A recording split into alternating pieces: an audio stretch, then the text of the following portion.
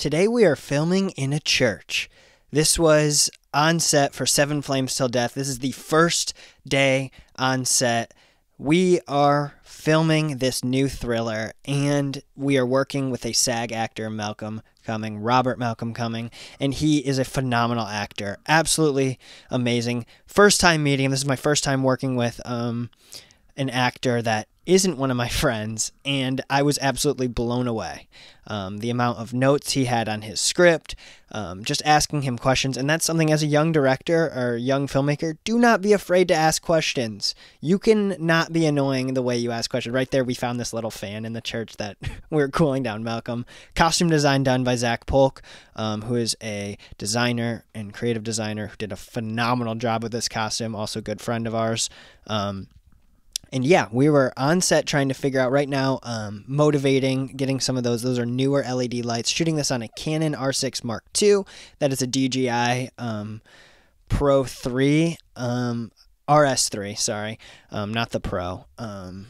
And just kind of looking at all these different shots to get well. Malcolm was getting his hair ready, looking at how I want to do these gimbal movements. The gimbal is something that I have a constant battle with of trying to get it balanced correctly. There's something about the gimbal. It just adds so much time to shooting that it really throws me off. This movie is based on The Pit and the Pendulum, which is an Edgar Allan Poe short story.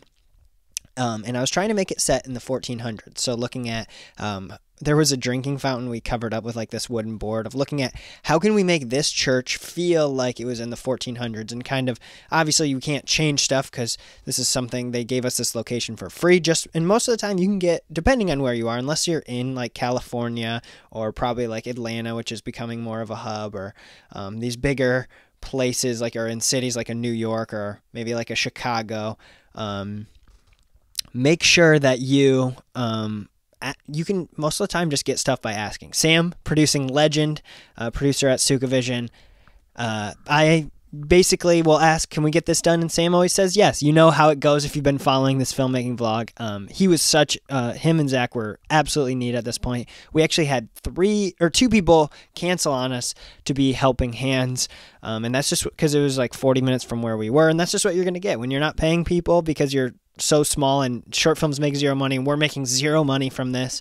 We are losing money doing this stuff, so it's all passion projects. Malcolm was here because he liked our work and because he knew he knew my dad, and that was just a super big blessing to have such the most skilled actor I've worked with.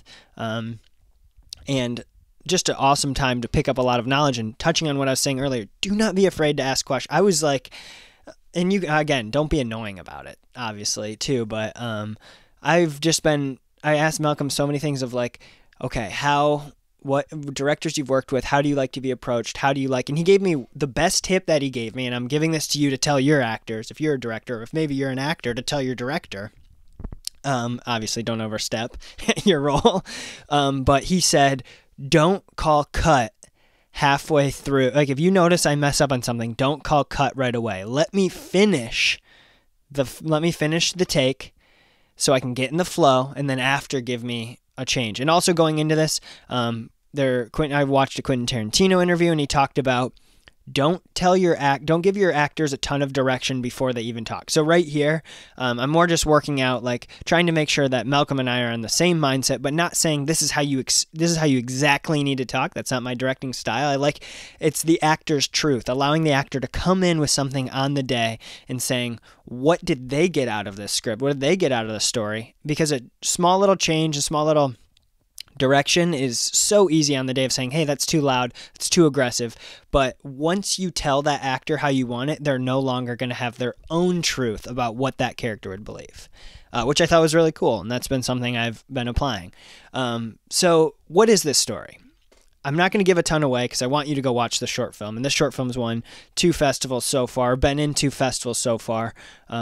They've been selected, so we're going to it. June 22nd to 23rd, we're going to be in New York, The Art of Movie Making. If you're in New York, we'd love to have you come watch this film. But this character that Malcolm is playing, that's all Sam's gear, which is just so much gear in the back of his car. And what I was saying is, the story is about this guy who is in this this is supposed to be like a courthouse feeling too. Courthouse, a church. It's very uncertain to us and as the viewer, and to Malcolm's character, who's just this young man, of why they are here. This young man has committed some sort of crime to let him here, but he can't remember why. His memory is absent. And we don't know why, and with him we're learning why is he here. He notices as these candles start to go out, so we had Sam and Zach blowing out the candles incrementally, if that's a word. It sounds like I'm saying that wrong. As the candles start to go out, that's tied to his fate. The flickering of the 7 candles are tying to his fate. I'm saying once these there's Sam right now, in the smoke. That just looked so cool. But as they go out, once they finally all go out, Malcolm faints and he wakes up in this new place. So this young man and you'll see in the other vlog, and if you do watch the movie, he wakes up in this pit where there's the pendulum. Sam built this giant pendulum. It's awesome. You should watch that vlog. You should watch this short film. I promise I'm not biased. But yeah, I just think it's cool. I shot with a 35mm lens and also a 70-200. This is a big mistake. I shouldn't have changed perspectives. I did one shot with the 70-200 because it looked good. And I should have shot more of it. I should have shot, honestly, on a 50 or 70, because when you shoot with a longer millimeter, it's when you're looking in on something versus feeling like you're there. And I shot a lot on 35, and then throwing in a random perspective change like that is fine. And, it's overall okay. It's not the end of the world, but you shouldn't just change your perspective like that. You should keep somewhat of a consistent perspective, unless it's for the art form you're doing, like, binoculars, long form, etc. I'm rambling. This was such a fun shoot to be here. Blessed to have such an amazing group of guys around me to help me make this and to get this done. Thank you guys so much for watching. Hopefully this motivated you, maybe inspired you to make something. Have a great day.